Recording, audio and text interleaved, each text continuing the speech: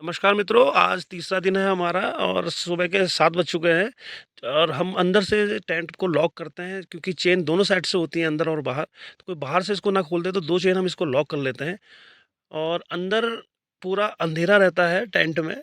ऐसा नहीं कि अगर बाहर लाइट है तो अंदर भी लाइट आ रही है। पूरे कमरे की तरह ये देखिए बाहर कितना उजाला हो चुका है, सूरज देवता काफ़ी ऊपर आ चुके हैं और ये हमारी कुर्सियाँ, टेबल, मेज़ सब रात की ऐसी रखी हुई है। सूर्यदेव को प्रणाम करते हुए हमने आगे की दिनचर्या देखी कि किस तरह से देखा जाए।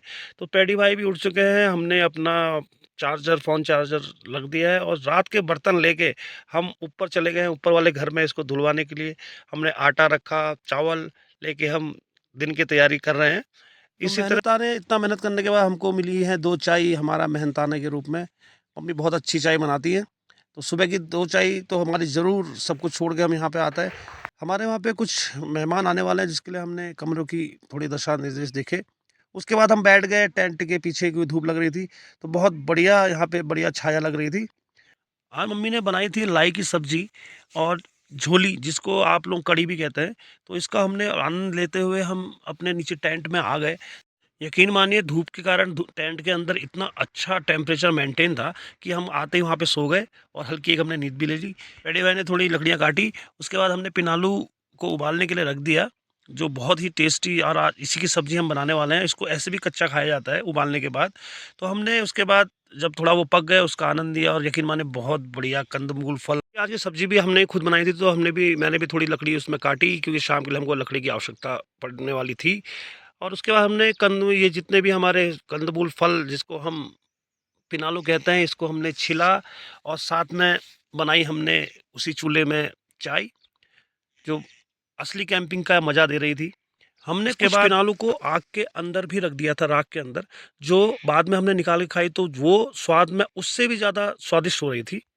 उसके बाद हम निकल गए दनिया के लिए क्योंकि हमारे जो भी आवश्यकता की मार्केट है यहाँ से 3 किलोमीटर आगे दनिया मार्केट है जिसमें सभी ज़रूरत की चीज़ें मिल जाती हैं। तो हम पहुँच गए दनिया मार्केट, यहाँ से हमने अपने शाम के लिए प्याज, टमाटर और बाकी चीज़ें ली। वापसी में हमने अपनी गाड़ी हैंडपंप पे लगाई क्योंकि हम पीने के लिए पानी इसी को यूज़ करते हैं।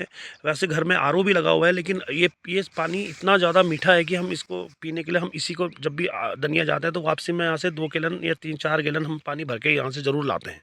तो यहाँ से मोर्चा संभाल लिया है पैडी भाई ने क्योंकि खाना स्वादिष्ट खाने का डिपार्टमेंट पैडी भाई के नाम पे ही है। तो इस तरह उन्होंने कढ़ाई में तेल गरम करा और तेल में डाल दिया जीरा, साथ में कसूरी मेथी और कुछ मसाले जो इनके अपने सीक्रेट है। उसके बाद इसको भून के इन्होंने बाद में डाला है इसमें जो पिनालू हमने काट के रखे हुए थे, उसको काफ़ी देर तक इसमें इसको चलाया है और खाने की जान धनिया और बिल्कुल पहाड़ी शुद्ध धनिया इसमें डाल के, और ये बहुत झटपट तैयार होने वाली रेसिपी है। मम्मी लोगों को भी यहीं से हमने देना था तो मम्मी लोगों के लिए हमने इसमें सब्जी निकाल के एक कैसरोल में अलग कर दी और बाकी कुछ पिनालों में हमने मट्ठा डाल के उसको एक गीली सब्जी वाली तरी वाली सब्जी के रूप में बनाया, जो बहुत ही स्वादिष्ट हो रही थी।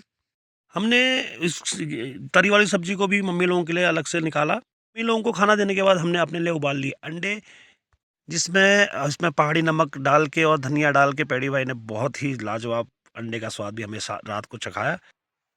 इस तरह करते हुए आज का दिन भी हमारा हुआ और अब आप सबको हम कहते हैं गुड नाइट।